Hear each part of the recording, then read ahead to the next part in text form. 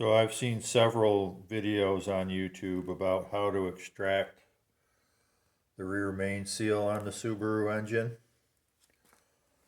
And several people used a drill and they drove multiple screws into it and used various ways of wedging, even carpentry tools to pry it out, to like almost like pulling a nail. They're pulling on the screw head.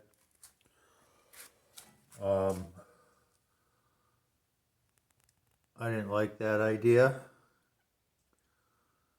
but this idea that I used worked for me. It worked perfectly. This is an old school